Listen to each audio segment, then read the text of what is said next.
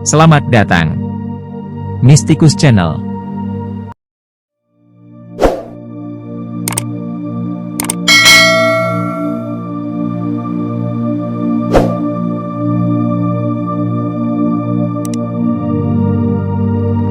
Kidung subuh sang merpati hutan. Haru sendu membirukan air mataku membangunkan lelapnya. Tidurku pun tergugah tangisnya tak saling kami mengerti. Tatkala saling mengeluhkan tetapi ku tahu duka hatinya dan dukaku pun telah dipahaminya. Syair Sufi Abul Hasan An-Nuri. Syaikh Muhammad Bahauddin Shah Naqsyaband, Qodasaulahu Sirroh. Beliau adalah samudra ilmu yang tak bertepi. Ombaknya dianyam dengan mutiara ilmu laduni. Beliau mensucikan manusia dengan samudra fitrah dan kesalehannya. Beliau memuaskan dahaga jiwa dengan air dari dukungan spiritualnya. Seluruh dunia, termasuk samudra-samudra dan benua-benuanya berada dalam genggamannya. Beliau adalah bintang yang dihiasi dengan mahkota petunjuk. Beliau mensucikan seluruh jiwa manusia tanpa kecuali melalui napas sucinya. Beliau menghiasi bahkan semua sudut yang sulit terjangkau dengan rahasia dari Muhammadun Rasul Allah, Shallallahu Alaihi Wasallam. Cahayanya menembus semua setiap lapisan kegelapan. Hujah-hujahnya yang luar biasa menyingkirkan semua bisikan keraguan dari kalbu manusia. Keramatnya yang hebat membawa kembali kehidupan kepada kalbu-kalbu yang mati dan memberi makanan bagi jiwa-jiwa untuk kehidupan spiritualnya. Beliau dipelihara dalam makom Gautsul Azham sejak beliau masih kanak-kanak dalam buayan. Beliau mengisap saripati ilmu gaib dari cangkir makrifat. Jika Nabi Muhammad, Shallallahu Alaihi Wasallam, bukanlah nabi terakhir, pastilah beliau akan menjadi seorang nabi. Segala puji bagi Allah yang telah mengirim seorang pembangkit agama, Mujaddid, seperti beliau. Beliau mengangkat kalbu manusia, membuatnya mengangkasa ke langit spiritual. Beliau membuat raja-raja berdiri di pintunya. Beliau menyebarkan bimbingannya dari utara ke selatan dan dari timur ke barat. Beliau tidak meninggalkan seorang pun tanpa dukungan surgawi bahkan binatang-binatang liar di hutan belantara. Beliau adalah Gauts al-Azham, Sultan al-Aulia, sang kalung bagi semua mutiara spiritual yang telah dianugerahkan di dunia ini dari hadratillah. Melalui cahaya bimbingannya, Allah menjadikan yang baik menjadi yang terbaik dan mengubah hal buruk menjadi kebaikan. Beliau adalah imam bagi tarekat ini dan syekh dari silsilah keemasan dan yang terbaik dalam membawa silsilah para khwajagan. Beliau dilahirkan pada bulan Muharram tahun 717 Hijriah. 1317 Masehi, di desa Kasr al-Arifan di dekat Buhara. Allah mengaruniainya kekuatan ajaib di masa kecilnya. Beliau telah diajari mengenai rahasia dari tarekat ini oleh guru pertamanya, Sayyid Muhammad Baba As-Samasi, Qodasaulahu Sirroh. Kemudian beliau diberi rahasia dan penguasaan tarekat ini oleh syekhnya, Sayyid Amir Al-Kulal, Qodasaulahu Sirroh. Beliau juga mempunyai koneksi secara uwaisi terhadap Nabi, Shallallahu Alaihi Wasallam, karena beliau dibesarkan dalam hadirat spiritual Syekh Abdul Khaliq Al-Gujdawani, Qodasaulahu Sirroh, yang telah mendahuluinya selama 200 tahun. Awal mula bimbingannya dan bimbingannya pada awal mulanya. Shah Naqsyaband, Qodasaulahu Sirroh, berusia 18 tahun ketika beliau dikirim ke desa Samas untuk berkhidmah kepada Syekh Muhammad Baba As-Samasi, Qodasaulahu Sirroh, Syekh tarekat pada saat itu yang telah memintanya. Sejak awal khidmahnya kepada Syekh, beliau melihat keberkahan yang tak terhitung pada dirinya, dan dorongan yang tinggi untuk pengabdian dengan ikhlas.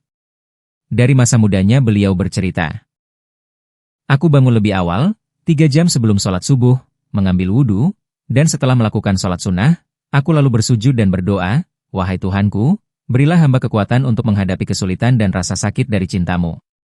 Kemudian aku melakukan sholat subuh bersama Syekh. Pada suatu hari ketika beliau hendak keluar rumah, beliau memandangku dan berkata seolah-olah beliau bersamaku ketika aku memanjatkan doa itu, "Wahai anakku, kau harus mengubah cara berdoamu. Katakanlah, ya Allah, karuniakanlah ridhomu kepada hamba yang lemah ini." Allah tidak senang hambanya berada dalam kesulitan. Meskipun Allah dalam hikmahnya dapat memberi suatu kesulitan kepada hambanya untuk menguji mereka, namun demikian seorang hamba tidak boleh berdoa untuk berada dalam kesulitan. Ini tidak menghormati Tuhanmu.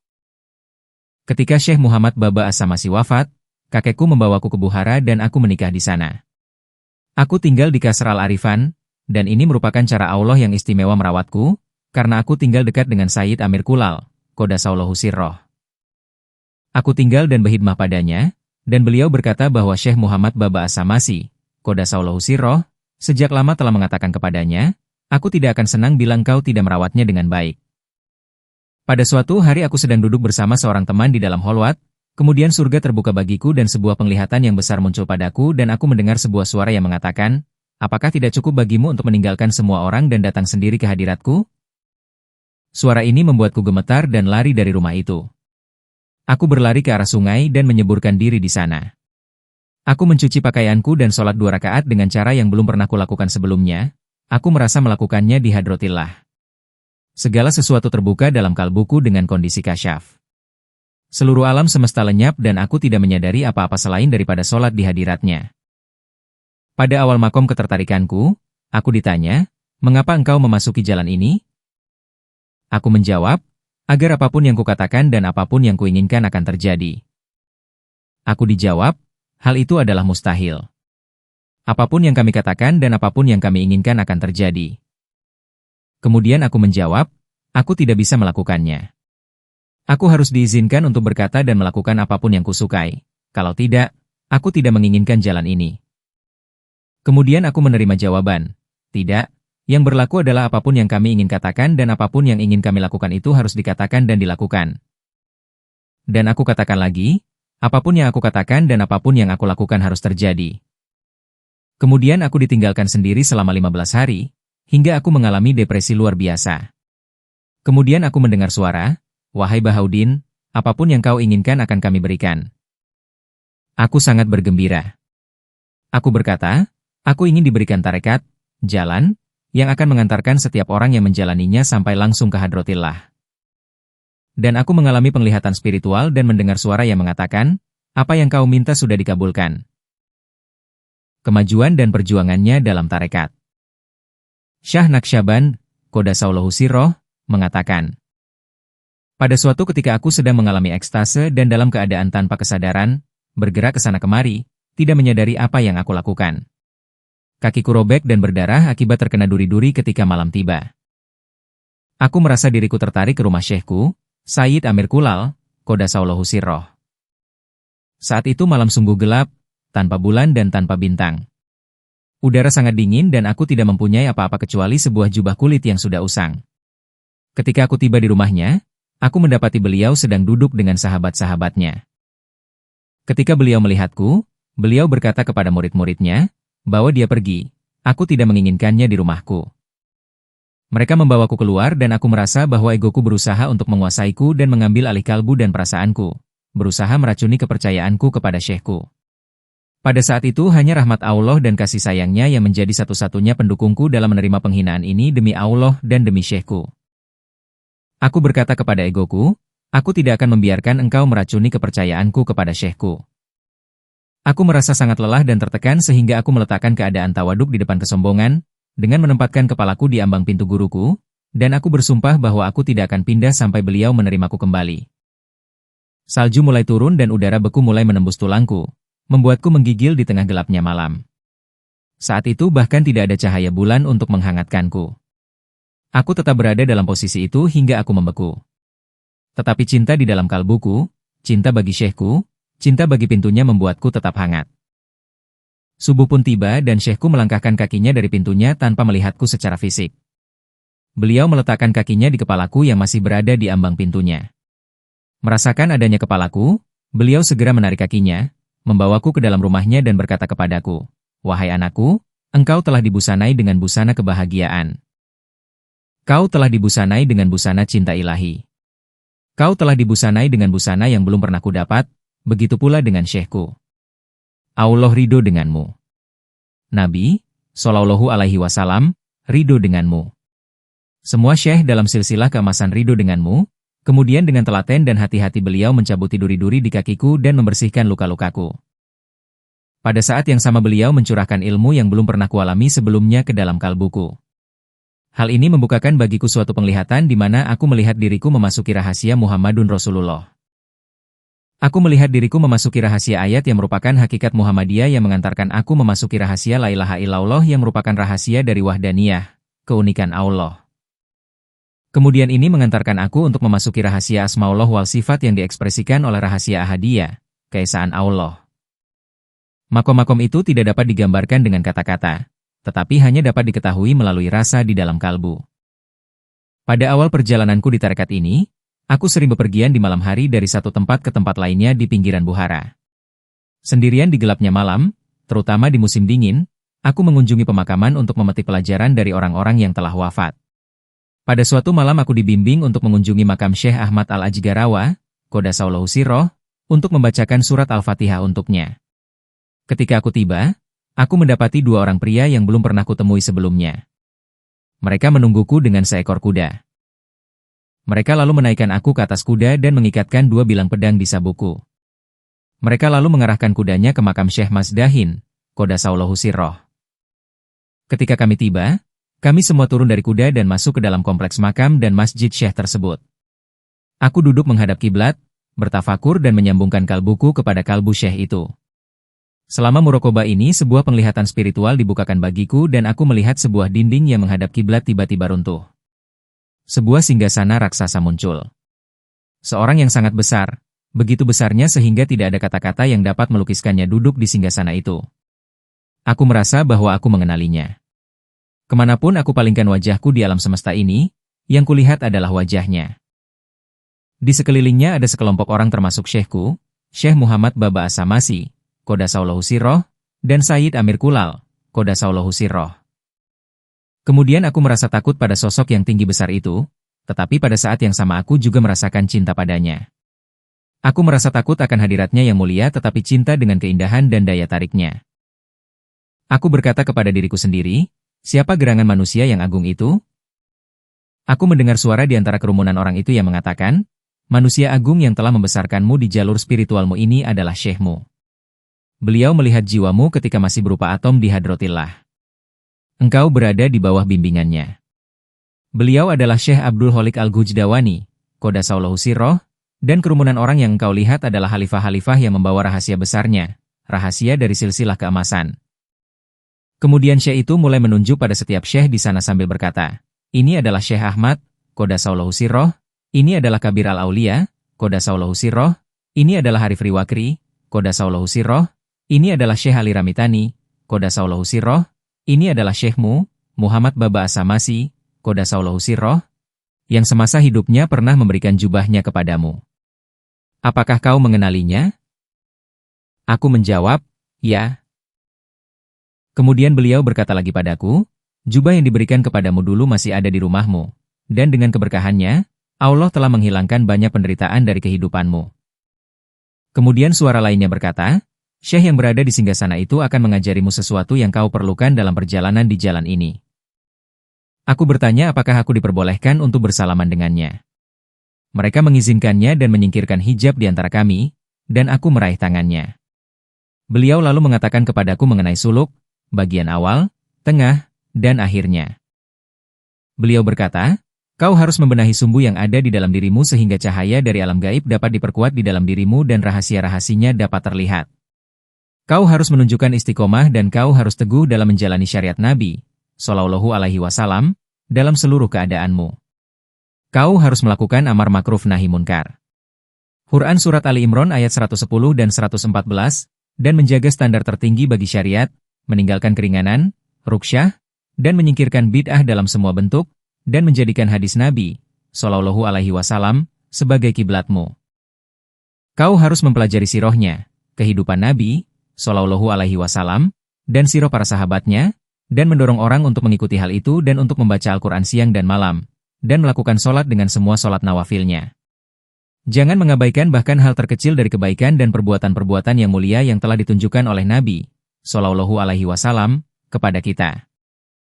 Segera setelah Syekh Abdul Holik, Qodasaulahu Sirroh, selesai, khalifahnya berkata kepadaku, agar yakin dengan kebenaran penglihatan ini, beliau mengirimkan sebuah tanda bagimu. Besok pergilah dan temui Maulana Syamsuddin Al-Ambikuti, yang akan menghakimi dua orang. Katakanlah bahwa si Turki adalah yang benar, sedangkan si Saka adalah yang salah. Katakan kepadanya, kau berusaha untuk membantu si Saka, tetapi kau keliru. Perbaiki dirimu dan bantulah si Turki. Jika si Saka menyangkal apa yang kau katakan, dan hakim terus membantu si Saka, katakan padanya, aku mempunyai dua bukti. Yang pertama kau harus mengatakan kepada si Saka, Wahai Saka, engkau haus. Ia akan mengerti apa maksudnya. Untuk bukti kedua, kau harus mengatakan kepada si Saka, kau telah berzina dengan seorang wanita dan ia menjadi hamil. Kau gugurkan bayi dalam kandungan itu dan kau kuburkan di bawah pohon pinus. Dalam perjalananmu menemui Maulana Syamsuddin, bawalah 3 butir kismis kering dan singgahlah di rumah syekhmu, Sayyid Amir Al-Kulal, Qodasaulahu sirroh. Dalam perjalanan itu kau akan menemui seorang syekh yang akan memberimu roti. Ambillah roti itu tetapi jangan berbicara dengan orang itu. Lanjutkan perjalananmu sampai engkau menemui sebuah karavan. Seorang pegulat akan menghampirimu. Nasihati dia dan dekati dia. Ia akan bertobat dan menjadi salah satu pengikutmu. Pakailah kalansua, topi turban, dan bawalah jubah azizan kepada Sayyid Amir Kulal, Qodasaulahu sirroh. Setelah itu mereka memindahkan aku dan penglihatan itu berakhir. Aku kembali pada diriku. Keesokan harinya aku pergi ke rumahku dan menanyakan tentang jubah yang disebutkan di dalam penglihatan itu kepada keluargaku. Mereka lalu membawakan jubah itu dan berkata, jubah ini sejak lama ada di situ. Ketika aku melihat jubah itu, keharuan mendalam melanda diriku. Aku mengambil jubah itu dan pergi ke desa Ambikata, di pinggiran Buhara, ke Masjid Maulana Syamsuddin. Aku melakukan sholat subuh bersamanya dan aku mengatakan mengenai tanda-tanda itu dan hal itu membuatnya terheran-heran. Asaka hadir di sana dan ia menyangkal bahwa si Turkilah yang benar. Kemudian aku mengatakan kepadanya mengenai bukti-bukti itu. Ia menerima yang pertama tetapi menyangkal yang kedua. Kemudian aku mengajak orang-orang yang berada di dalam masjid untuk pergi ke sebuah pohon pinus di dekat masjid. Mereka menggali dan menemukan seorang bayi terkubur di sana. Si Saka menangis dan memohon maaf atas apa yang telah dilakukannya, tetapi hal itu sudah berakhir. Maulana Syamsuddin dan orang lain yang berada di masjid sungguh sangat terheran-heran. Aku lalu bersiap-siap untuk pergi keesokan harinya ke kota Nas dan aku telah menyiapkan 3 butir kismis kering. Maulana Syamsuddin berusaha menahanku dengan mengatakan, aku melihat di dalam dirimu ada rasa sakit akibat merindukan kami dan hasrat yang membara untuk menggapai ilahi. Obatmu berada di tangan kami. Aku katakan, wahai syekhku, aku adalah putra seseorang yang lain dan aku adalah muridnya. Bahkan jika engkau menawariku untuk memeliharaku dari makom yang lebih tinggi lagi, aku tidak dapat menerimanya, kecuali dari orang yang telah kuserahkan kehidupanku dan darinya aku mengambil baiat. Ia lalu terdiam dan mengizinkan aku untuk pergi. Aku lalu berangkat sesuai dengan petunjuk yang telah kuterima sampai aku bertemu dengan seorang syekh dan ia memberiku roti. Aku tidak berbicara dengannya. Aku mengambil sebantal roti darinya sebagaimana yang telah diperintahkan. Kemudian aku bertemu dengan sebuah karavan. Mereka bertanya kepadaku, dari mana aku berasal? Aku jawab, Ambikata. Mereka bertanya kepadaku kapan aku berangkat. Aku jawab, saat matahari terbit. Mereka terkejut dan berkata, desa itu terletak bermil-mil dan memerlukan waktu yang panjang untuk menempuhnya. Kami meninggalkan desa itu kemarin malam sedangkan engkau pergi saat matahari terbit, tetapi engkau sudah sampai sekarang. Aku lalu melanjutkan perjalanan hingga aku bertemu dengan seorang penunggang kuda. Ia bertanya kepadaku, siapa engkau? Aku merasa takut padamu. Aku berkata kepadanya, aku adalah seseorang di mana engkau akan bertobat di tanganku. Ia turun dari kudanya, menunjukkan ketawadukannya dan kemudian bertobat. Ia membuang semua homer yang dibawanya. Ia lalu menemani aku menemui syekhku, Sayyid Amir Kulal, Qodasaulahu sirroh. Ketika aku bertemu dengannya, aku menyerahkan jubah itu kepadanya. Beliau berdiam diri selama beberapa saat dan kemudian beliau berbicara, ini adalah jubah azizan. Tadi malam aku diberitahu bahwa engkau akan membawakannya kepadaku. Dan aku diperintahkan untuk menyimpannya dalam 10 lembar kain penutup. Kemudian beliau memerintahkan aku untuk masuk ke kamar pribadinya. Beliau mengajariku dan meletakkan zikir hofi di dalam kalbuku. Beliau memerintahkan aku untuk menjaga zikir itu siang dan malam. Sebagaimana aku telah diperintahkan di dalam penglihatanku ketika bertemu dengan Syekh Abdul Holik Al-Gujdawani, Qodasaulahu sirroh, yang memintaku untuk menghindari keringanan, ruksyah, maka aku menjaga zikir hofi itu yang merupakan bentuk zikir tertinggi. Sebagai tambahan, aku juga sering menghadiri majelis para cendekiawan ilmu lahir untuk mempelajari ilmu syariah dan hadis Nabi, Shallallahu Alaihi Wasallam, serta mempelajari akhlak Nabi, Shallallahu Alaihi Wasallam, dan para sahabat. Aku melakukannya sebagaimana yang dikatakan dalam penglihatan itu, dan hal ini menghasilkan perubahan yang sangat besar di dalam kehidupanku. Semua yang telah diajarkan oleh Syekh Abdul Khalik Al-Ghujdawani, Qodasaulahu sirroh, di dalam penglihatan itu menghasilkan buah yang penuh berkah di dalam kehidupanku. Ruh beliau selalu mendampingiku dan mengajariku mengenai zikir hofi dan zikir jahar. Disebutkan di dalam kitab Al-Bahjat Asaniyah bahwa sejak zaman Syekh Mahmud Al-Fagnawi, Qodasaulahu sirroh, hingga zaman Sayyid Amir Al-Kulal, Qodasaulahu sirroh, mereka melakukan zikir jahar dengan suara keras pada saat mereka berada di dalam suatu majelis, dan zikir hofi ketika mereka sendiri. Namun ketika Syekh Bahauddin Naqsyaband, Qodasaulahu sirroh, menerima rahasia ini, beliau hanya melakukan zikir hofi. Bahkan di dalam majelisnya Said Amir Kulal, Qodasaulahu sirroh, ketika mereka mulai melakukan zikir jahar, beliau biasanya pergi ke kamarnya dan melakukan zikir hofi di sana. Hal ini membuat beberapa murid kecewa. Meskipun syekhnya melakukan zikir jahar, beliau melakukan zikir hofi. Namun demikian beliau tetap berkhidmah kepada syekhnya sepanjang hidupnya. Pada suatu hari, ketika Syekh Bahauddin, Qodasaulahu sirroh, dan semua murid Sayyid Amir Kulal, Qodasaulahu sirroh, sedang beristirahat dari pekerjaan membangun masjid baru, Sayyid Amir Kulal, Qodasaulahu sirroh, berkata, barang siapa yang mempunyai prasangka buruk mengenai putraku Bahauddin, ia adalah salah. Allah telah memberinya suatu rahasia yang belum pernah diberikan kepada orang lain sebelumnya. Bahkan aku pun tidak mengetahuinya. Dan beliau berkata kepadanya, wahai anakku, aku telah memenuhi wasiat dan nasihat Syekh Muhammad Baba As-Samasi, Qodasaulahu sirroh, ketika beliau memerintahkan aku untuk merawatmu dan melatihmu hingga engkau melebihiku. Hal ini telah kulakukan, dan engkau mempunyai kapasitas untuk melanjutkan ke tingkat yang lebih tinggi lagi. Jadi, wahai anakku tercinta, sekarang aku memberimu izin sepenuhnya untuk pergi kemanapun yang engkau inginkan dan meraih ilmu dari siapapun yang kau temui. Mengenai syekh-syekh berikutnya. Beliau berkata, pada suatu ketika aku mengikuti Maulana Arif Edi Karani, Qodasaulahu sirroh, selama 7 tahun. Kemudian aku mengikuti Maulana Kutum Syekh selama bertahun-tahun.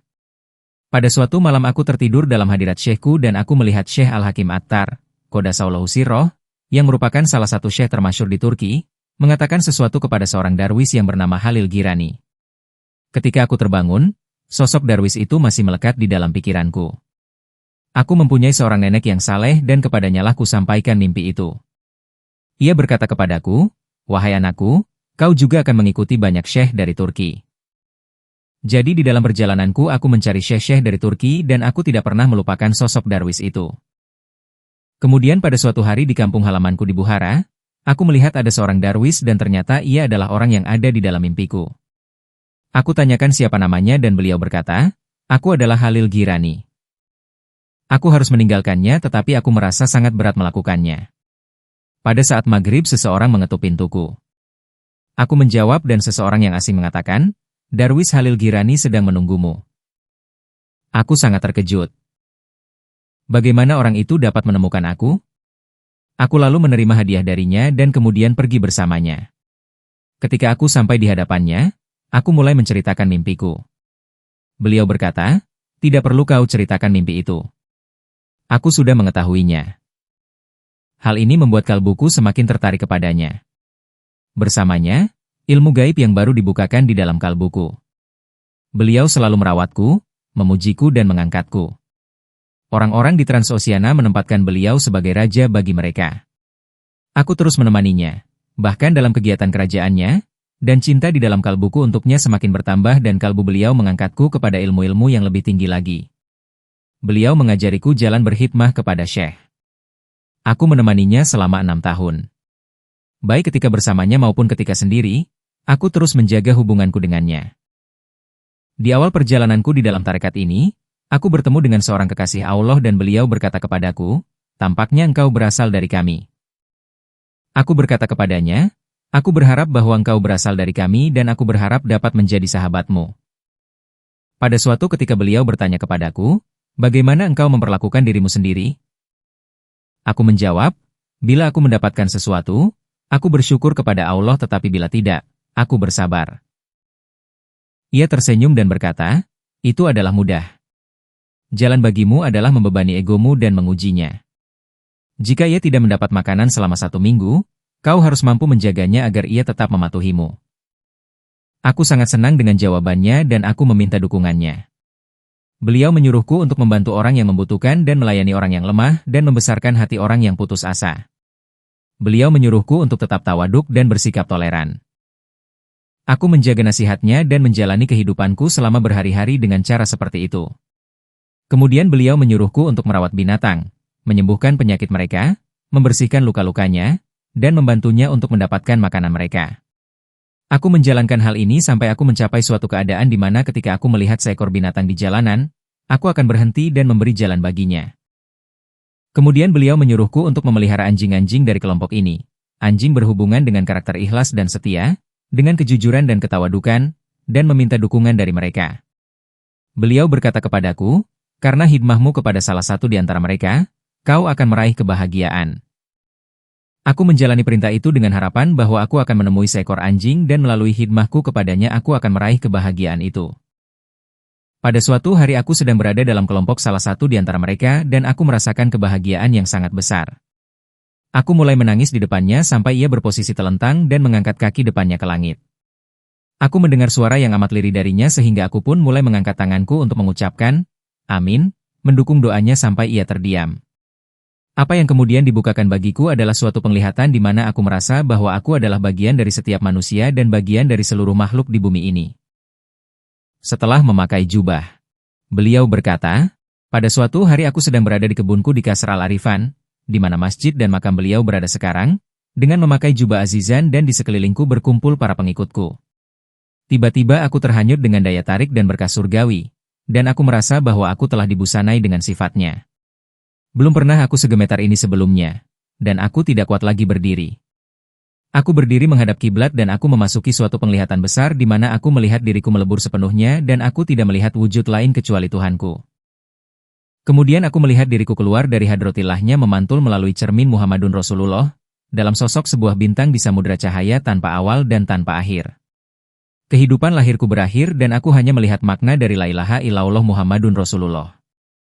Hal ini mengantarkan aku menuju makna intisari asma, Allah, yang kemudian membawaku kepada gaib mutlak, yang merupakan intisari dari asma, huwa, dia. Ketika aku memasuki samudera itu, kalbuku berhenti berdenyut dan seluruh kehidupanku berakhir, membuatku berada dalam keadaan mati. Ruhku meninggalkan tubuhku dan semua orang yang berada di sekitarku berpikir bahwa aku telah meninggal dunia dan mereka semua menangis. Kemudian setelah 6 jam aku diperintahkan untuk kembali ke tubuhku. Aku merasakan ruhku kembali memasuki tubuhku dan penglihatan itu berakhir. Menyangkal keberadaanmu dan mengacuhkan dan mengabaikan egomu adalah yang berlaku di dalam tarekat ini. Dengan keadaan ini aku memasuki setiap level eksistensi sehingga membuatku menjadi bagian dari seluruh makhluk dan mengembangkan keyakinan dalam diriku bahwa setiap orang lebih baik daripada aku. Aku melihat bahwa setiap orang memberikan manfaat dan hanya aku sendiri yang tidak bermanfaat. Pada suatu hari aku mengalami suatu keadaan yang mengejutkan. Aku mendengar hatif Rabbani, suara ilahiyah yang mengatakan, mintalah apapun yang kau inginkan dari kami. Jadi aku meminta dengan rendah hati, ya Allah, karuniakanlah aku setetes dari samudera rahmat dan berkah-Mu. Jawaban yang muncul, kau hanya meminta setetes dari kemahamurahan kami? Hal ini bagaikan tamparan keras di wajahku dan sengatannya terasa di pipiku hingga beberapa hari. Kemudian pada suatu hari aku berkata, ya Allah, karuniakanlah aku dari samudera rahmat dan berkah-Mu kekuatan untuk membawanya.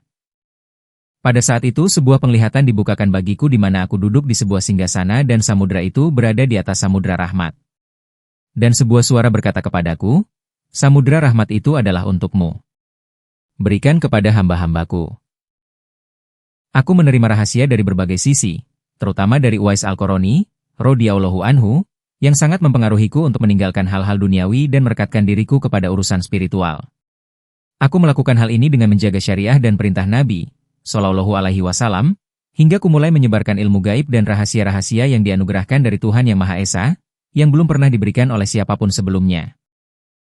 Keajaiban dari perkataannya dan perkataan mengenai keajaibannya.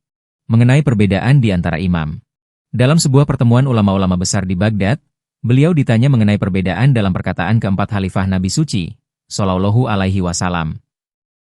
Beliau lalu berkata, pada suatu hari Abu Bakar Asy-Siddiq, radhiyallahu anhu, berkata, aku tidak pernah melihat segala sesuatu kecuali bahwa Allah di depannya, dan Umar ibnu Khattab, radhiyallahu anhu, berkata, aku tidak pernah melihat sesuatu kecuali bahwa Allah di belakangnya, Dan Utsman, radhiyallahu anhu, berkata, "Aku tidak pernah melihat segala sesuatu kecuali bahwa Allah di sampingnya." Dan Ali, radhiyallahu anhu, berkata, "Aku tidak pernah melihat segala sesuatu kecuali bahwa Allah di dalamnya." Beliau mengomentari bahwa, perbedaan di antara perkataan-perkataan ini didasari pada perbedaan situasi pada saat mereka bicara, bukannya perbedaan dalam keyakinan atau pemahaman.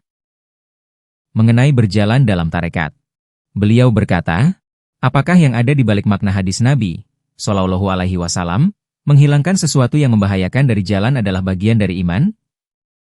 Apa yang beliau maksud dengan sesuatu yang membahayakan adalah ego, nafs, dan yang beliau maksud dengan jalan adalah jalan menuju Allah, sebagaimana dia mengatakan kepada Bayazid al-Bistami, Qadasallahu sirroh, tinggalkanlah egomu dan datanglah kepada kami.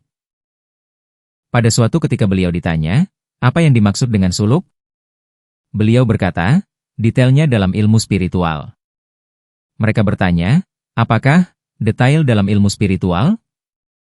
Beliau menjawab, orang yang mengetahui dan menerima apa yang ia ketahui akan diangkat dari makom hujah dan bukti menuju makom penglihatan.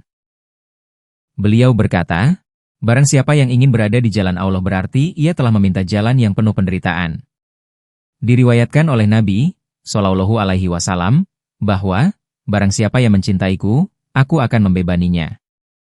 Seseorang datang menemui Nabi Shallallahu Alaihi Wasallam, dan berkata, wahai Nabi, aku mencintaimu, dan Nabi Shallallahu Alaihi Wasallam menjawab, maka siapkanlah dirimu untuk menjadi fakir. Kemudian di waktu yang lain ada seseorang yang mendatangi Nabi Shallallahu Alaihi Wasallam, dan berkata, wahai Nabi, aku mencintai Allah, kemudian Nabi Shallallahu Alaihi Wasallam bersabda, maka persiapkan dirimu untuk penderitaan. Beliau membacakan sebuah syair. Setiap orang mendambakan kebaikan, tetapi tidak ada yang meraih kenaikan, kecuali dengan mencintai Sang Pencipta kebaikan. Beliau berkata, setiap orang yang menyukai dirinya sendiri, harus menyangkal dirinya, dan barang siapa yang menginginkan selain dirinya, pada hakikatnya ia hanya menginginkan dirinya sendiri. Mengenai latihan spiritual, beliau berkata, ada 3 jalan di mana orang-orang arif mencapai ilmu mereka. 1. Muraqabah, kontemplasi. 2. Musyahadah, penyaksian. 3. Muhasabah, introspeksi diri. Dalam keadaan muraqabah, seorang salik melupakan makhluk dan hanya mengingat Sang Pencipta. Dalam keadaan musyahadah, seorang salik memperoleh ilham dari alam gaib yang masuk ke dalam kalbunya dengan 2 keadaan, yaitu kontraksi dan ekspansi. Dalam kondisi kontraksi, penglihatannya dari Al-Jalal, sedangkan dalam keadaan ekspansi dari Al-Jamal. Dalam keadaan muhasabah, seorang salik mengevaluasi setiap waktu yang telah ia lewati, apakah ia hadir sepenuhnya bersama Allah atau hadir sepenuhnya bersama dunia? Beliau berkata, seorang salik dalam tarekat ini harus menyibukkan diri dalam menolak bisikan setan dan godaan egonya. Ia dapat menolaknya sebelum mereka sampai padanya, atau ia menolaknya setelah mereka sampai padanya tetapi sebelum mereka dapat menguasainya. Namun demikian ada juga salik yang tidak menolaknya setelah mereka sampai padanya dan menguasainya. Ia tidak akan memperoleh buahnya, karena pada saat itu mustahil untuk mengeluarkan bisikan itu dari dalam kalbunya. Mengenai makom-makom spiritual. Pada suatu ketika beliau ditanya, bagaimana orang-orang di jalan Allah melihat pada amal tersembunyi dan bisikan kalbu? Beliau menjawab, melalui cahaya penglihatan yang Allah berikan kepada mereka, sebagaimana yang disebutkan di dalam hadis suci, waspadalah dengan penglihatan orang yang beriman, karena ia dapat melihat dengan cahaya ilahi. Beliau ditanya mengenai menunjukkan kekuatan keramat. Beliau berkata, kekuatan keramat apalagi yang kau inginkan melebihi kenyataan bahwa kita masih berjalan di muka bumi ini dengan segala dosa pada diri kita dan di sekitar kita. Beliau ditanya, siapakah si pembaca dan siapakah yang dimaksud sufi dalam ucapan Junaid? Putuskan hubungan dirimu dengan si pembaca kitab, dan bertemanlah dengan orang-orang sufi. Beliau berkata, si pembaca adalah orang yang sibuk dengan kata-kata dan nama-nama, sedangkan sufi adalah orang yang sibuk dengan inti dari nama-nama itu. Beliau memperingatkan, jika seorang murid, seorang syekh, atau siapapun berbicara mengenai suatu makom yang belum pernah dicapainya, Allah akan mengharamkannya untuk meraih makom tersebut. Beliau berkata, cermin setiap syekh mempunyai 2 arah. Tetapi cermin kita mempunyai 6 arah. Beliau berkata, Yang dimaksud dengan hadis suci, aku bersama orang yang mengingatku, merupakan hujah dan bukti yang jelas untuk mendukung orang yang kalbunya selalu mengingatnya. Dan hadis lain dari Nabi Shallallahu Alaihi Wasallam yang bersabda atas nama Allah, Asyaumuli, puasa adalah untukku, merupakan sebuah penegasan bahwa puasa yang sesungguhnya adalah puasa dari segala sesuatu selain Allah. Mengenai kemiskinan spiritual, beliau ditanya, mengapa mereka disebut al-fuqara? Beliau berkata, karena mereka miskin, tetapi mereka tidak perlu meminta.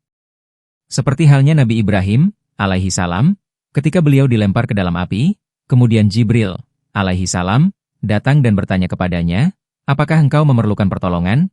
Jawab beliau, aku tidak perlu meminta, dia sangat mengerti keadaanku. Beliau berkata, kemiskinan merupakan suatu tanda fana dan penghapusan atribut keberadaan. Beliau berkata pada suatu ketika, siapakah orang yang fakir? Tidak ada orang yang menjawabnya. Beliau lalu berkata, orang yang fakir adalah orang yang di dalam dirinya selalu dalam keadaan berjuang tetapi di luarnya selalu dalam keadaan damai. Mengenai adab dengan Syekh, beliau berkata, para pengikut perlu menyadari bahwa bila ia merasa bingung atau tidak mengerti terhadap sesuatu yang dikatakan atau dilakukan oleh syekhnya, ia harus sabar dan tetap menjalankannya dan tidak menaruh kecurigaan. Jika ia seorang pemula, ia mungkin akan bertanya, tetapi bila ia seorang murid, ia tidak punya alasan untuk bertanya dan ia harus tetap bersabar terhadap apa yang belum ia pahami. Beliau berkata, mustahil untuk meraih cinta para aulia Allah hingga kalian keluar dari diri kalian sendiri. Beliau berkata, dalam tarekat kita ada 3 kategori adab. 1. Adab karimah terhadap Allah Azza wa Jalla, yang menuntut murid untuk menyempurnakan ibadahnya baik lahir maupun batin, menjauhi semua larangannya dan melaksanakan segala perintahnya dan meninggalkan segala sesuatu selain daripada Allah. 2. Adab karimah terhadap Nabi Muhammad Shallallahu Alaihi Wasallam, yang menuntut murid untuk terbang tinggi pada makom in kuntum tuhibbun Allah fattabi'uni, jika kamu ingin mencintai Allah, maka ikutilah aku. Quran Surat Ali Imran ayat 31. Ia harus mengikuti seluruh keadaan Nabi Shallallahu Alaihi Wasallam. Ia harus tahu bahwa Nabi Shallallahu Alaihi Wasallam adalah jembatan antara Allah dengan ciptaannya dan bahwa segala sesuatu di alam semesta ini berada di bawah perintahnya. 3. Adab karimah terhadap syekh merupakan suatu persyaratan bagi setiap salik. Syekh merupakan asbab dan wasilah untuk mengikuti jejak Nabi Shallallahu Alaihi Wasallam. Merupakan tugas bagi setiap salik, baik dalam kehadiran maupun dalam ketidakhadirannya, untuk selalu menjaga perintah dari syekh. Pada suatu ketika seorang pengikutku memberi salam padaku. Aku tidak membalasnya, walaupun merupakan suatu keharusan menurut sunnah untuk membalas orang yang memberi salam padamu. Hal ini membuat pengikutku kecewa. Aku mengutus seseorang untuk meminta maaf padanya, mengatakan kepadanya bahwa, pada saat itu, ketika engkau memberi salam padaku, pikiranku, kalbuku, ruhku, tubuhku, jiwaku seluruhnya sedang lenyap di dalam hadratillah, mendengarkan apa yang Allah katakan kepadaku. Hal ini membuatku begitu terpesona dengan kalamullah sehingga aku tidak mampu untuk memberi respons pada orang lain. Mengenai niat, beliau berkata, meluruskan niat adalah sangat penting, karena niat berasal dari alam gaib, bukan dari dunia materi. Untuk itu beliau mengatakan, Ibnu Sirin, seorang penulis kitab Takwil Mimpi, tidak melakukan sholat jenazah terhadap Hasan al-Basri. Beliau berkata, bagaimana aku dapat melakukan sholat ketika niatku belum sampai padaku untuk menghubungkan aku dengan alam gaib? Beliau melanjutkan, niat itu sangat penting, karena ia terdiri dari 3 huruf, nun, yang melambangkan nurullah, cahaya ilahi, yak, yang melambangkan yadullah, tangan Allah, dan hak, yang melambangkan hidayatullah, petunjuk Allah. Niat adalah hembusan jiwa. Mengenai tugas para aulia, beliau berkata, Allah menciptakan aku untuk menghancurkan kehidupan materialistik tetapi orang-orang menginginkan aku untuk membangun kehidupan materialistik mereka. Beliau berkata, para aulia Allah menanggung beban penciptaan agar makhluk itu belajar dari mereka. Allah melihat kalbu aulianya dengan cahayanya, dan barang siapa yang berada di sekitar wali itu, ia akan mendapat berkah dari cahaya itu. Seorang syekh harus mengetahui keadaan murid-muridnya dalam 3 kategori, masa lalu, masa sekarang dan masa depan, agar ia dapat menaikkan makomnya. Siapapun yang telah mengambil bayat dengan kami, mengikuti kami dan mencintai kami, baik dekat atau jauh, bahkan jika ia berada di timur sedangkan kami di barat, kami memeliharanya dari aliran cinta dan memberinya cahaya dalam kehidupan sehari-harinya. Mengenai zikir jahar dan zikir khafi. Sejak kehadiran Al-Azizan, terdapat dua metode zikir, zikir jahar dan zikir khafi. Aku lebih menyukai zikir khafi karena ia lebih kuat dan lebih disarankan. Ijazah untuk melakukan zikir harus diberikan oleh seorang insan kamil, agar ia dapat memberikan pengaruh kepada orang yang menggunakannya, sebagaimana panah dari seorang ahli memanah lebih baik daripada panah yang dilepaskan dari busur orang biasa. Beliau menambahkan 3 prinsip ke dalam 8 prinsip Syekh Abdul Khaliq, Qodasaulahu sirroh. 9. Kesadaran akan waktu, wukuf zamani. Itu artinya memperhatikan ketenangan dan mengecek kecenderungan seseorang terhadap kelalaian. Seorang salik harus mengetahui berapa lama waktu yang ia habiskan dalam terus berkembang menuju kematangan spiritual dan ia harus mengenali di mana ia telah sampai dalam perjalanannya menuju hadratillah. Seorang salik harus membuat kemajuan dengan segala upayanya. Ia harus menghabiskan seluruh waktunya untuk satu tujuan, yaitu sampai di makom cinta ilahi dan hadratillah. Ia harus menyadari bahwa di dalam semua upaya dan segala tindakannya Allah menyaksikan hingga sedetail-detailnya. Seorang salik harus mengevaluasi semua perbuatan dan niatnya baik siang dan malam, dan menganalisa perbuatannya setiap jam, setiap detik dan setiap saat. Jika semuanya baik, ia harus bersyukur kepada Allah untuk itu. Tetapi bila buruk, ia harus bertobat dan memohon ampunan Allah. Yaqub Al-Harki, Qodasaulahu sirroh, mengatakan bahwa syekhnya, Alauddin Al-Attar, Qodasaulahu sirroh, berkata, dalam keadaan tertekan kalian harus banyak beristighfar. Sementara dalam keadaan gembira, perbanyaklah memuji Allah. Dan beliau berkata, mempertimbangkan kedua keadaan ini, yaitu kontraksi dan ekspansi, itu adalah makna dari wukuf zamani. Syah Naqsyaband, Qodasaulahu sirroh, menjelaskan keadaan itu dengan mengatakan, kalian harus menyadari tentang diri kalian. Jika kalian mengikuti syariah, maka kalian harus bersyukur kepada Allah, bila tidak kalian harus memohon ampun. Yang penting bagi seorang salik dalam keadaan ini adalah menjaga periode waktu terkecil. Ia harus menjaga dirinya dan menilai apakah ia berada dalam kehadiran Allah atau kehadiran egonya, dalam setiap saat kehidupannya. Syah Naqsyaband, Qodasaulahu sirroh, berkata, kalian harus mengevaluasi bagaimana kalian mengisi setiap waktu kalian, dengan kehadiran atau dalam kelalaian. 10. Kesadaran akan jumlah, wukuf adadi. Ini berarti bahwa seorang salik yang melakukan zikir harus memperhatikan jumlah pasti dalam pengulangan yang diperlukan dalam zikir khafi di dalam kalbu. Menjaga hitungan zikir ini bukan demi perhitungan itu sendiri tetapi demi menjaga keamanan kalbu dari pikiran buruk dan untuk lebih meningkatkan konsentrasi dalam usaha mencapai jumlah pengulangan yang telah ditetapkan oleh Syekh secepat mungkin. Pilar zikir melalui perhitungan adalah membawa kalbu kepada hadirat ilahi yang disebutkan dalam zikir tersebut dan tetap menghitung, satu demi satu, untuk membawa perhatian seseorang kepada hakikat bahwa setiap orang membutuhkan dia yang tanda-tanda, kebesarannya tampak pada setiap makhluk. Syah Naqsyaband, Qodasaulahu sirroh, berkata, memperhatikan jumlah zikir adalah langkah pertama dalam tahap mendapatkan ilmu surgawi, ilmu laduni. Ini berarti perhitungan itu mengantarkan orang untuk mengenali bahwa hanya satu yang dibutuhkan dalam hidup. Semua persamaan matematis memerlukan nomor satu. Seluruh makhluk membutuhkan zat yang Maha Esa. 11. Kesadaran kalbu, wukuf kolbi.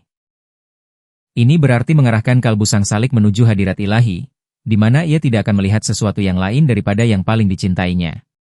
Itu artinya mengalami tajalinya dalam semua keadaan. Ubaidullah Al-Ahrar, Qodasaulahu sirroh, berkata, keadaan kesadaran kalbu berarti keadaan hadir dalam hadirat ilahi sedemikian rupa sehingga kalian tidak bisa melihat yang lain kecuali dia. Dalam keadaan demikian seseorang memusatkan tempat zikirnya dalam kalbu sebab ini adalah pusat kekuatan. Semua pikiran dan inspirasi, baik dan buruk, terasa dan muncul satu demi satu, berputar dan mengalir, bergerak di antara terang dan gelap, dalam perputaran yang konstan di dalam hati. Zikir diperlukan untuk mengontrol dan mengurangi turbulensi kalbu itu. Makna dari umat Nabi Muhammad, Shallallahu Alaihi Wasallam. Beliau berkata, ketika Nabi Shallallahu Alaihi Wasallam bersabda, bagian umatku yang ditakdirkan untuk neraka adalah seperti bagian Ibrahim alaihi salam yang ditakdirkan untuk api Namrud. Beliau memberi kabar gembira tentang keselamatan bagi umatnya sebagaimana Allah telah menuliskan keselamatan bagi Ibrahim alaihi salam. Ya narukuni bardan wasalaman ala Ibrahim. Wahai api, jadilah dingin dan jadilah keselamatan bagi Ibrahim. Quran Surat An-Anbiya ayat 69, hal ini karena Nabi Shallallahu Alaihi Wasallam bersabda, umatku tidak akan pernah setuju dengan suatu kesalahan, menegaskan bahwa umat tidak akan pernah mau menerima kesalahan, sehingga Allah akan menyelamatkan umat Muhammad Shallallahu Alaihi Wasallam dari neraka. Syekh Ahmad Faruqi, Qodasaulahu Sirroh, mengatakan bahwa Syekh Naqsyaband, Qodasaulahu Sirroh, berkata, umat Muhammad, Qodasaulahu Sirroh, termasuk siapapun yang muncul setelah Nabi Shallallahu Alaihi Wasallam. Umat ini terdiri dari 3 macam. 1. Umatut dakwah, yaitu setiap orang yang secara mutlak muncul setelah Nabi Shallallahu Alaihi Wasallam dan mendengar risalah beliau. Dari banyak ayat di dalam Al-Quran, sudah jelas bahwa Nabi Shallallahu Alaihi Wasallam datang kepada semua orang tanpa kecuali. Lebih jauh lagi, umatnya cukup menjadi saksi bagi umat yang lain, dan Nabi Shallallahu Alaihi Wasallam adalah saksi bagi setiap orang, termasuk umat lainnya dan saksi-saksi yang mewakili mereka masing-masing. 2. Umatul ijabah, yaitu orang-orang yang menerima risalahnya. 3. Umatul mutaba'ah, yaitu orang-orang yang menerima risalahnya dan mengikuti jejak Nabi Shallallahu Alaihi Wasallam. Semua kategori umat Nabi Shallallahu Alaihi Wasallam ini selamat. Jika mereka bukan diselamatkan karena amal mereka sendiri, mereka akan diselamatkan melalui syafaat Nabi Shallallahu Alaihi Wasallam, sebagaimana sabda beliau, syafaatku adalah untuk para pendosa besar di antara umatku. Mengenai mencapai hadratillah, beliau berkata, apakah makna hadis Nabi Shallallahu Alaihi Wasallam? Asy-syolatu mikrojul mukmin, solat adalah kenaikan bagi mukmin. Itu merupakan tanda yang jelas mengenai tingkatan solat sejati, di mana orang yang melakukan solat naik ke hadratillah dan di dalam dirinya terwujud rasa kagum, penghormatan, ketaatan dan kerendahan hati saat kalbunya mencapai keadaan muraqabah melalui solatnya.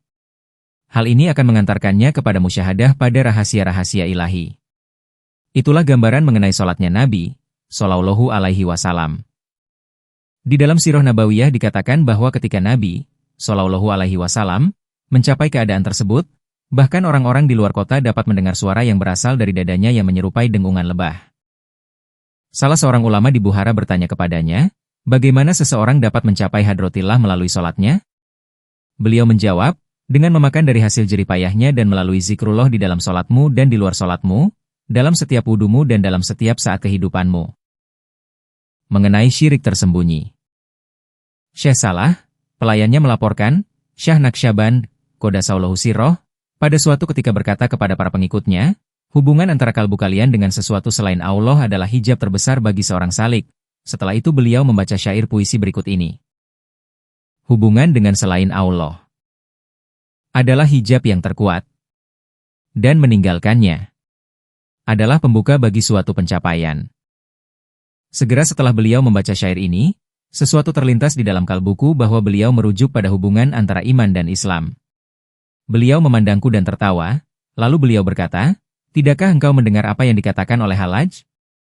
Aku menolak agama Allah, dan penolakan itu adalah wajib bagiku meskipun tampak mengejutkan bagi Muslim. Wahai Syekh Salah, apa yang terlintas dalam kalbumu bahwa hubungan itu adalah antara iman dan Islam bukanlah hal yang penting. Yang penting adalah iman sejati. Dan iman sejati bagi para syiddiqin yaitu dengan membuat kalbu menyangkal segala sesuatu selain Allah. Itulah yang membuat Hallaj mengatakan, aku menolak agamamu dan penolakan ini adalah wajib bagiku, meskipun tampak mengejutkan bagi Muslim. Kalbunya tidak menginginkan yang lain kecuali Allah. Tentu saja Hallaj tidak menyangkal keimanannya dalam Islam, tetapi menekankan ikatan kalbunya kepada Allah saja. Jika Hallaj tidak menerima segala sesuatu kecuali Allah, bagaimana orang dapat mengatakan bahwa ia sebenarnya menyangkal agama Allah? Pernyataannya tentang hakikat musyahadahnya mencakup segalanya dan membuat kesaksian awam dari kebanyakan Muslim menjadi tidak ada apa-apanya. Syekh Salah melanjutkan bahwa Syekh Naqsyaband, Qodasaulahu Sirroh, berkata, orang-orang di jalan Allah tidak mengagumi apa yang mereka lakukan. Mereka melakukannya hanya karena cintanya kepada Allah. Syekh Naqsyaband, Qodasaulahu Sirroh, berkata, Rabi'ah al-Adawiyah, Qodasaulahu Sirroh, berkata, ya Allah, aku tidak beribadah dengan mengharapkan balasan surgamu, dan tidak pula takut akan siksamu, namun aku menyembahmu hanya demi cintamu. Jika ibadah kalian hanya untuk menyelamatkan diri kalian sendiri atau untuk mendapat balasan tertentu bagi diri kalian, maka itu adalah syirik tersembunyi, karena kalian telah menyekutukan sesuatu dengan Allah, baik berupa pahala atau dosa. Inilah yang dimaksud oleh halaj. Syekh Arslan Ad-Dimaski, Qodasaulahu Sirroh, mengatakan sebagaimana yang diriwayatkan oleh Syah Naqsyaband, Qodasaulahu Sirroh. Ya Allah, agamamu bukanlah apa-apa, melainkan syirik tersembunyi dan tidak mengimaninya merupakan kewajiban bagi setiap hamba sejati. Orang-orang beragama tidak menyembahmu, mereka hanya menyembahmu untuk meraih surga atau agar selamat dari neraka. Mereka menyembah keduanya sebagai berhala, dan itu adalah seburuk-buruknya kemusyrikan. Kau mengatakan, men yakfur bitoguti wa yu'min billahi faqad istamsaka bil urwatil wuthqa. Barang siapa yang ingkar kepada togut, berhala, dan beriman kepada Allah, maka sesungguhnya ia telah berpegang pada tali yang kokoh. Quran Surat Al-Baqarah ayat 256. Untuk mengingkari berhala-berhala ini dan untuk beriman kepadamu merupakan suatu kewajiban bagi para syiddiqin. Syekh Abul Hasan Asyadzili, Qodasaulahu Sirroh, salah seorang syekh sufi besar ditanya oleh syekhnya, "Wahai anakku, dengan apa engkau akan bertemu dengan Tuhanmu?" Beliau berkata, "Aku datang kepadanya dengan kemiskinanku." Syekhnya berkata, "Wahai anakku, jangan pernah kau ulangi lagi hal ini. Ini adalah berhala terbesar, karena engkau masih datang kepadanya dengan sesuatu. Bebaskan dirimu dari segala sesuatu kemudian datanglah kepadanya." Para fuqaha dan pemegang ilmu lahir, eksternal, memegang teguh pada amal mereka dan pada asas tersebut, mereka mengembangkan konsep pahala dan dosa. Jika mereka baik, mereka akan mendapati kebaikan, tetapi bila mereka buruk, mereka akan mendapati keburukan. Yang bermanfaat bagi seorang hamba adalah amalnya dan yang menyakitinya adalah amalnya juga. Bagi para ahli tarekat, ini adalah syirik tersembunyi, karena orang itu menyekutukan sesuatu dengan Allah. Meskipun merupakan suatu kewajiban untuk melakukan amal baik, namun demikian kalbu tidak boleh terikat dengan amal-amal itu. Amal itu hanya dilakukan karena Allah dan demi cintanya, tanpa mengharapkan sesuatu sebagai balasannya. Mengenai tarekat Naqsyabandi, Syah Naqsyaband, Qodasaulahu Sirroh, berkata, "Tarekat kita sangat langka dan sangat berharga. Ia merupakan urwatil wuthqa, memegang teguh, jalan untuk memegang jejak Nabi, Shallallahu Alaihi Wasallam, dan para sahabat dengan teguh dan kokoh. Mereka membawaku ke tarekat ini dari pintu nikmat, karena pada awal dan akhirnya, aku tidak menyaksikan apa-apa kecuali nikmat Allah. Dalam tarekat ini pintu-pintu besar dari ilmu surgawai akan dibukakan bagi para salik yang mengikuti jejak Nabi, Shallallahu Alaihi Wasallam.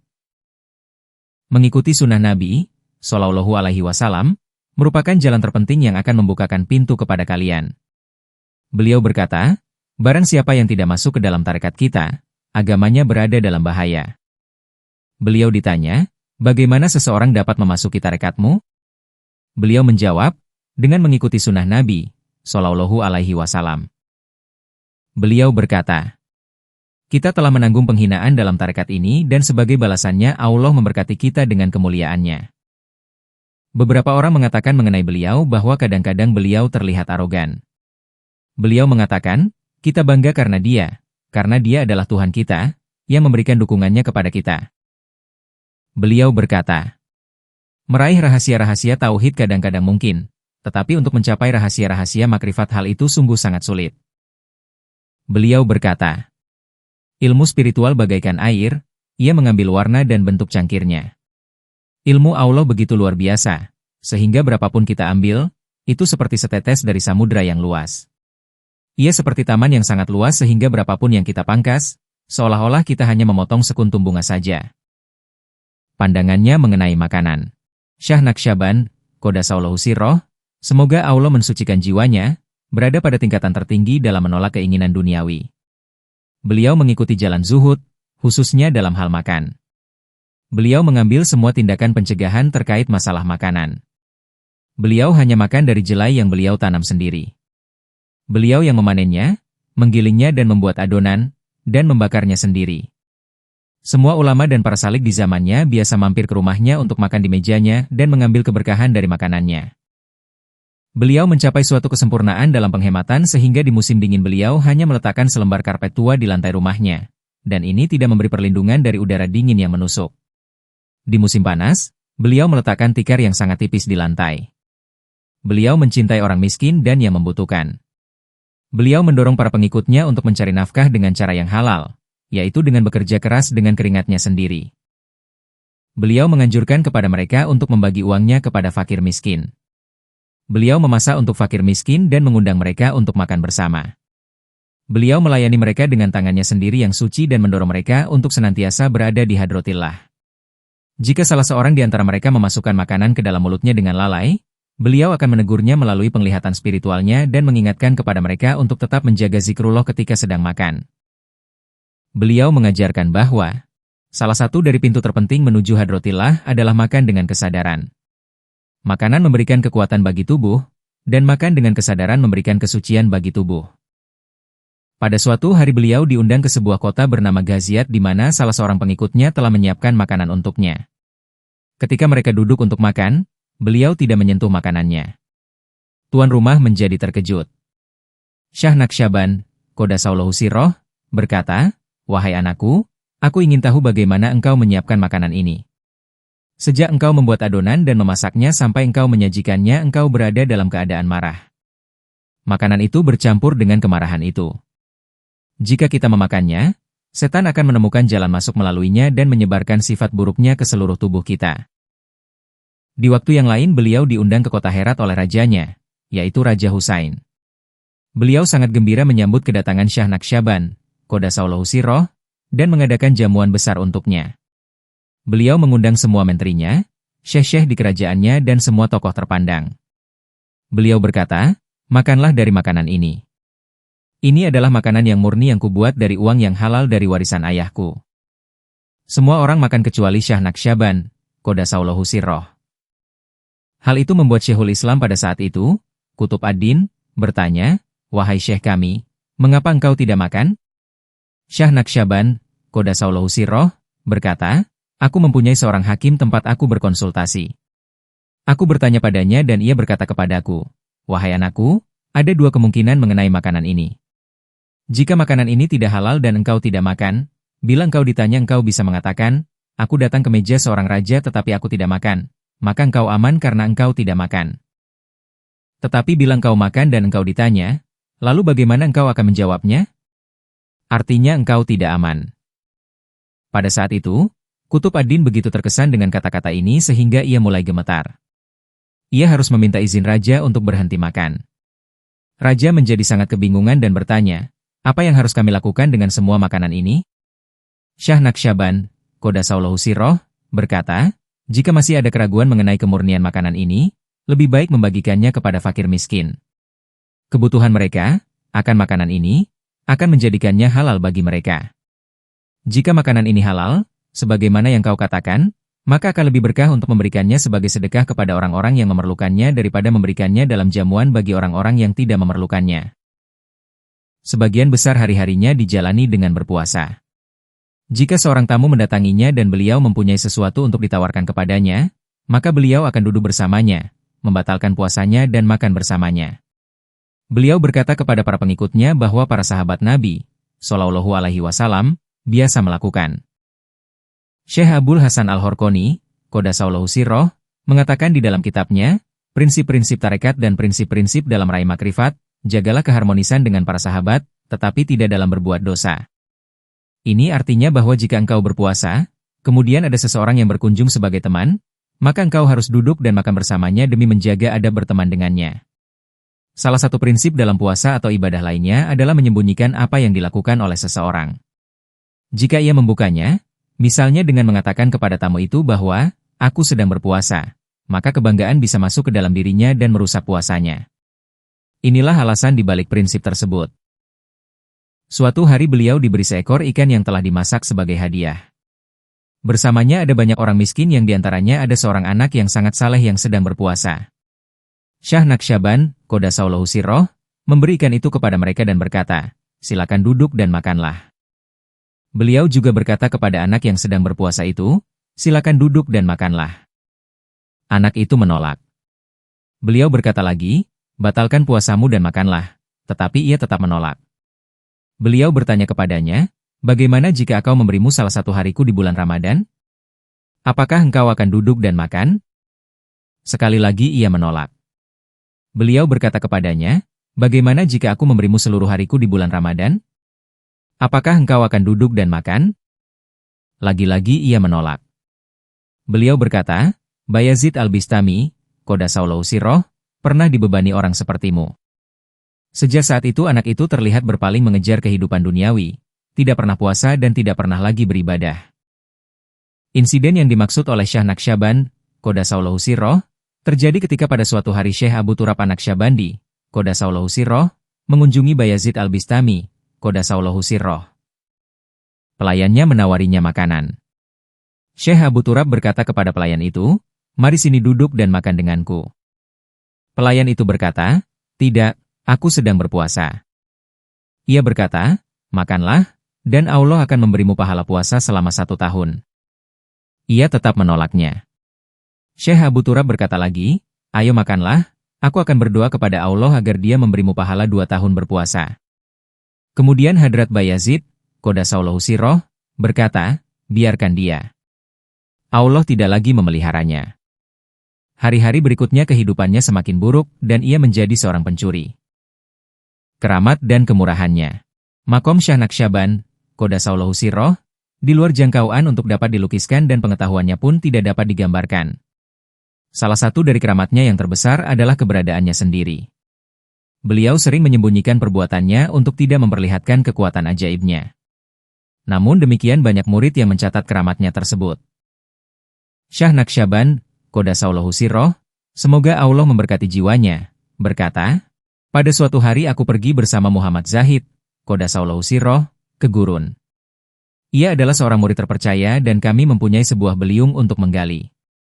Ketika kami sedang bekerja dengan beliung itu, kami membahas tentang makom ilmu yang dalam, sehingga kami letakkan beliung itu dan melanjutkan pembahasan kami mengenai ilmu spiritual.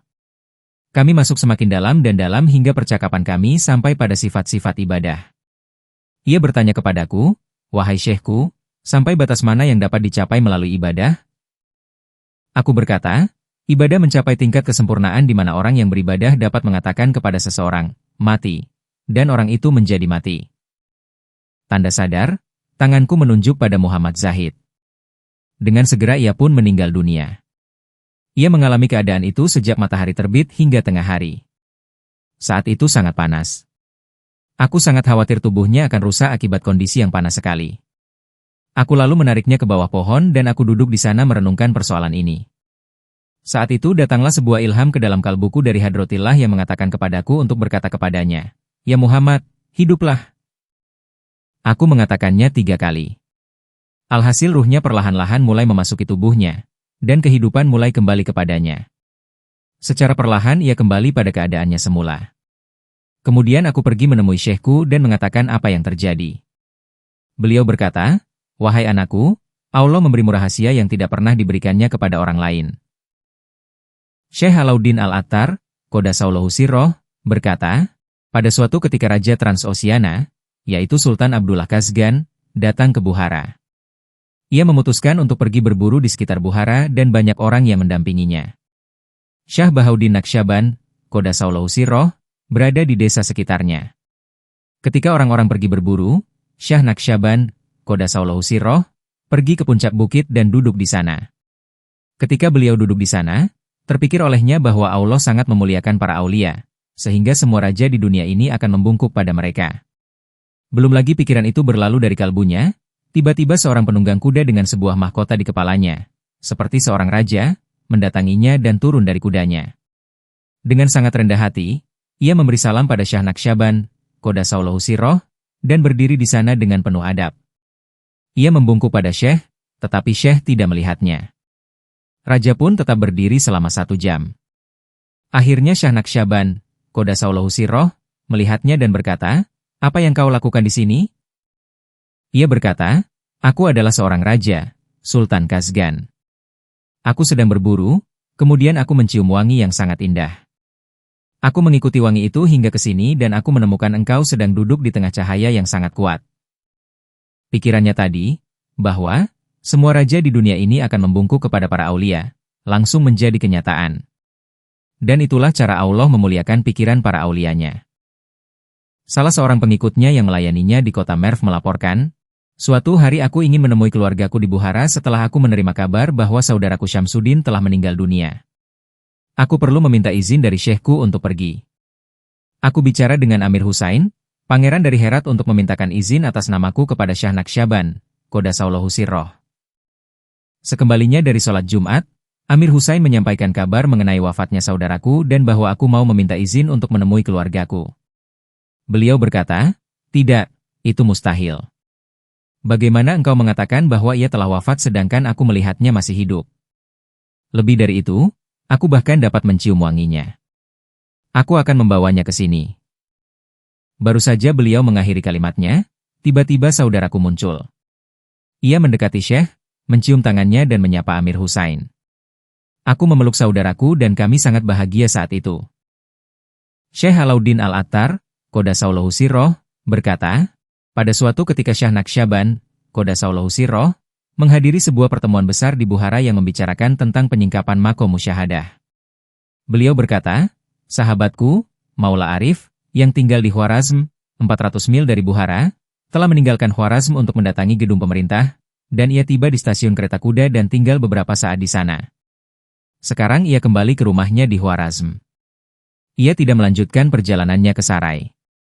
Beginilah cara seorang wali dapat melihat dalam makom makrifatnya. Setiap orang terkejut dengan cerita ini, tetapi kami semua tahu bahwa beliau adalah seorang wali besar, jadi kami mencatat hari dan waktunya. Pada suatu hari Maula Arif datang dari Khwarazm ke Bukhara dan kami menceritakan insiden itu kepadanya. Ia sangat terkejut dan ia berkata, "Sejujurnya, itulah yang sesungguhnya terjadi." Beberapa ulama dari Bukhara melakukan perjalanan ke Irak bersama sejumlah murid Syah Naqsyaban, Qoddasallahu sirroh, ketika mereka tiba di kota Simnan. Mereka mendengar bahwa ada seorang yang diberkati yang bernama Sayyid Mahmud yang merupakan seorang murid Syah Naqsyaban, Qoddasallahu sirroh. Mereka mengunjungi rumahnya dan bertanya, "Bagaimana engkau dapat terhubung dengan Syekh?" Beliau berkata, "Pada suatu hari, aku bertemu Nabi, Shallallahu Alaihi Wasallam, di dalam mimpi. Beliau duduk di tempat yang sangat indah, dan di sebelahnya duduk seseorang dengan penampilan yang megah. Aku bertanya kepada Nabi, Shallallahu Alaihi Wasallam, dengan penuh hormat dan dengan rendah hati, 'Ya Rasulullah, Shallallahu Alaihi Wasallam, aku tidak mendapat kehormatan untuk menjadi sahabatmu di zamanmu. Apa yang dapat kulakukan semasa hidupku agar dapat mendekati kehormatan itu?' Beliau, Shallallahu Alaihi Wasallam, berkata kepadaku, 'Wahai anakku, jika engkau ingin mendapat kehormatan menjadi sahabat kami dan duduk bersama kami dan diberkati, kau harus mengikuti putraku, Syah Bahauddin Naqsyaban, Qoddasallahu sirroh.' Kemudian aku bertanya, 'Siapakah Syah Bahauddin Naqsyaban itu?' Beliau, Shallallahu Alaihi Wasallam, berkata kepadaku, 'Apakah engkau melihat orang yang duduk di sampingku? Beliaulah orangnya. Jagalah kebersamaanmu dengannya.' Aku belum pernah melihatnya sebelumnya. Ketika aku bangun, aku menuliskan namanya dan ciri-cirinya yang dijelaskan di dalam sebuah kitab yang kumiliki di perpustakaanku. Setelah itu hari-hari pun berlalu hingga pada suatu hari, ketika aku berdiri di sebuah toko, aku melihat seseorang yang penampilannya sangat megah dan berkilau. Beliau datang ke toko itu dan duduk di sebuah kursi. Ketika aku melihatnya, aku ingat kembali dengan mimpiku dan apa yang terjadi di dalam mimpi itu. Dengan segera aku bertanya apakah beliau berkenan untuk memberikan kehormatan kepadaku dengan mampir ke rumahku. Beliau menerimanya dan mulai berjalan di depanku, sementara aku mengikutinya dari belakang. Aku malu untuk berjalan di depan beliau, bahkan untuk mengantarkannya ke rumahku. Beliau sama sekali tidak menoleh padaku, tetapi langsung mengarahkan langkahnya menuju rumahku. Baru saja aku ingin mengatakan, 'Ini rumahku,' ketika beliau berkata, 'Ini rumahmu.' Beliau masuk ke dalam dan langsung menuju kamarku. Beliau berkata, 'Ini kamarmu.' Beliau menuju ke lemari dan mengambil sebuah kitab di antara ratusan kitab. Beliau menyerahkannya kepadaku dan bertanya, 'Apa yang kau tulis di dalam kitab ini?' Apa yang kutulis adalah apa yang kulihat di dalam mimpiku. Tiba-tiba aku menjadi tidak sadar dan pingsan akibat cahaya yang dicurahkan ke dalam kalbuku. Ketika aku terbangun, aku bertanya kepadanya apakah beliau mau menerimaku. Beliau adalah Syah Bahauddin Naqsyaban, Qoddasallahu sirroh. Syekh Muhammad Zahid, Qoddasallahu sirroh, berkata, "Di awal perjalananku dalam tarekat ini pada suatu hari di musim semi aku duduk di samping beliau. Tiba-tiba pikiran untuk memakan semangka masuk ke dalam kalbuku. Beliau memandangku dan berkata, 'Muhammad Zahid, pergilah ke sungai di dekat sana, bawakan apa yang kau temui dan kita akan memakannya.' Aku segera pergi ke sungai itu, airnya sangat dingin. Aku masuk ke dalamnya dan menemukan sebuah semangka yang sangat segar di dalam air, seolah-olah ia baru saja dipotong dari dahannya. Aku sangat gembira dan aku membawa semangka itu dan berkata, "Wahai Syekhku, terimalah aku." Dilaporkan bahwa salah satu muridnya pergi menemuinya. Sebelum kunjungan itu, ia meminta nasihat dari Syekh Syadi, seorang murid senior. Beliau berkata kepadaku, "Wahai saudaraku, ketika engkau mengunjungi Syekh atau ketika engkau berada dalam hadiratnya, berhati-hatilah jangan sampai engkau meletakkan kakimu sedemikian rupa sehingga kakimu menghadapnya." Segera setelah aku meninggalkan Ghaziut dan berjalan menuju Kasr al-Arifan, aku menemukan sebuah pohon dan aku beristirahat di bawahnya dengan kaki berselonjor. Sayangnya ada seekor bintang yang datang dan menggigit kakiku. Kemudian aku tertidur lagi dengan rasa nyeri. Dan ketika aku tidur, binatang itu menggigitku lagi. Tiba-tiba aku sadar bahwa aku telah melakukan sebuah kesalahan besar. Aku telah menghadapkan kakiku ke arah Syekh. Aku segera bertobat dan binatang yang menggigitku pun pergi. Suatu ketika beliau didesak untuk menunjukkan keramatnya untuk membela seorang penerusnya di Bukhara, yaitu Syekh Muhammad Parsa. Peristiwa ini terjadi ketika Syekh Muhammad Syamsuddin Al-Jazari datang ke Samarkand pada masa Kesultanan Mirza Alek Bek untuk menentukan pembenaran sanad dalam riwayat hadis. Beberapa ulama yang korup dan iri mengeluh bahwa Syekh Muhammad Parsa memberikan riwayat hadis yang sanadnya tidak diketahui. Mereka mengatakan kepada Syamsuddin, "Jika engkau mencoba memperbaiki masalah itu, Allah akan memberimu pahala yang besar." Syekh Muhammad Syamsuddin meminta kepada Sultan untuk memanggil Syekh Muhammad Parsa. Syekh al-Islam di Bukhara, Husamuddin An-Nahawi, berada di sana, bersama banyak ulama dan imam dari daerah itu. Syah Naqsyaban, Qodasaulahu Sirroh, datang bersama Muhammad Parsa, Qodasaulahu Sirroh, ke pertemuan itu.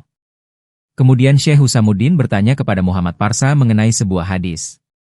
Muhammad Parsa meriwayatkan hadis tersebut dengan mata rantai transmisinya. Syekh Muhammad Al-Jazari berkata, tidak ada yang salah dalam hadisnya, tetapi sanadnya tidak benar. Mendengar hal ini, para ulama yang iri menjadi gembira. Mereka meminta Muhammad Parsa untuk memberi sanad lain untuk hadis tersebut. Ia melakukannya, dan sekali lagi dinyatakan tidak benar. Kemudian mereka meminta lagi untuk sanad yang lain, tetapi lagi-lagi mereka menemukan kesalahan di dalamnya. Syah Naqsyaban, Qodasaulahu Sirroh, kemudian turun tangan, karena beliau tahu bahwa apapun sanad yang diberikan, mereka tetap akan mengatakan tidak benar. Beliau mengilhami Muhammad Parsa untuk mengarahkan sebuah pertanyaan kepada Syekh Husamuddin dan mengatakan kepadanya, "Engkau adalah Syekhul Islam dan Mufti. Dari apa yang telah kau pelajari mengenai ilmu lahir dan syariah dan ilmu hadis, bagaimana menurutmu tentang periwayat tersebut?" Syekh Husamuddin berkata, "Kami menerima orang itu dan kami mendasarkan banyak ilmu hadis kami dari riwayatnya, dan kitabnya dapat kami terima, dan silsilahnya adalah salah satu yang diterima oleh para ulama, dan tidak ada perdebatan mengenai hal itu." Muhammad Parsa berkata, "Kitab orang itu yang kau terima ada di rumahmu, di perpustakaanmu, antara kitab ini dan ia berisi 500 halaman dan warnanya adalah ini, dan sampulnya seperti ini, dan hadis yang kalian tolak ditulis oleh orang itu pada halaman ini dan ini." Syekh Husamuddin menjadi bingung dan keraguan muncul di dalam kalbunya, karena ia tidak mengingat ada kitab semacam itu di perpustakaannya. Setiap orang terkejut bahwa Syekh tahu mengenai kitab itu sedangkan yang punya saja tidak mengetahui mengenai hal itu. Tidak ada alternatif lain kecuali mengirim seseorang untuk memeriksanya. Hadis tersebut dapat ditemukan sebagaimana yang disebutkan oleh Muhammad Parsa. Ketika Sultan mendengar cerita ini, para ulama yang membawa masalah ini dihinakan, sementara Syah Naqsyaban, Qodasaulahu Sirroh, dan Muhammad Parsa mendapat kemuliaan. Keadaannya ketika meninggalkan dunia fana ini. Syekh Ali Daman, salah seorang pelayan Syekh berkata, "Syekh memerintahkan aku untuk menggali kuburnya. Ketika aku selesai, aku bertanya dalam hati, siapa yang akan menjadi penerusnya?" Beliau mengangkat kepalanya dari bantal dan berkata kepadaku, "Wahai anakku, jangan melupakan apa yang telah kukatakan padamu ketika engkau dalam perjalanan ke Hijaz. Siapapun yang ingin mengikutiku, ia harus mengikuti Syekh Muhammad Parsa, Qodasaulahu Sirroh, dan Syekh Alauddin Al-Attar, Qodasaulahu Sirroh." Pada hari-hari terakhirnya, beliau tinggal di dalam kamarnya. Orang-orang berdatangan mengunjunginya dan beliau memberi nasihat kepada mereka. Ketika beliau memasuki sakitnya yang terakhir, beliau mengunci dirinya di kamarnya. Gelombang demi gelombang pengikutnya berdatangan silih berganti dan beliau memberi mereka nasihat yang mereka perlukan. Pada satu saat beliau memerintahkan mereka untuk membaca surat Yasin. Kemudian ketika mereka menyelesaikannya, beliau mengangkat tangannya berdoa kepada Allah. Kemudian beliau mengangkat jari telunjuk kanannya untuk mengucapkan syahadat. Tak lama kemudian ruhnya kembali kepada Allah Subhanahu wa Ta'ala. Beliau wafat pada hari Ahad malam, 3 Rabiul Awal 791 Hijriah. 1388 Masehi. Beliau dimakamkan di halaman rumahnya, sebagaimana permintaannya. Penerus Sultan Bukhara merawat madrasah dan masjidnya, memperluas dan meningkatkan wakofnya. Abdul Wahab Asy-Syarani, sang kutub di zamannya berkata, ketika Syekh dikuburkan di makamnya, sebuah jendela surga dibukakan baginya, menjadikan kuburnya sebagai Raudatul Jannah. Dua makhluk spiritual yang indah memasuki hadiratnya, memberi salam padanya dan berkata kepadanya, "Sejak Allah menciptakan kami hingga sekarang, kami telah menunggu saat ini untuk melayanimu." Beliau berkata kepada kedua makhluk spiritual itu, "Aku tidak menginginkan apapun kecuali Dia. Aku tidak memerlukan kalian, tetapi aku memerlukan Tuhanku." Syah Naqsyaband, Qodassallahu sirroh, meninggalkan banyak penerus, yang paling terhormat di antara mereka adalah Syekh Muhammad bin Muhammad Alauddin Al-Khwarazmi Al-Buhari Al-Attar dan Syekh Muhammad bin Mahmud Al-Hafizi, yang dikenal sebagai Muhammad Parsa, penulis kitab Risalah Qudsiyah. Kepada yang pertamalah Syah Naqsyaband, Qodassallahu sirroh, meneruskan rahasia dari silsilah keemasan. Makam Syekh Muhammad Bahauddin Syah Naqsyaband, Qodassallahu sirroh, berada di Bogoudin, Uzbekistan. Jika Anda menyukai Mistikus Channel silahkan like, komen, share, subscribe, dan nyalakan tanda lonceng untuk mengikuti update terbaru. Terima kasih.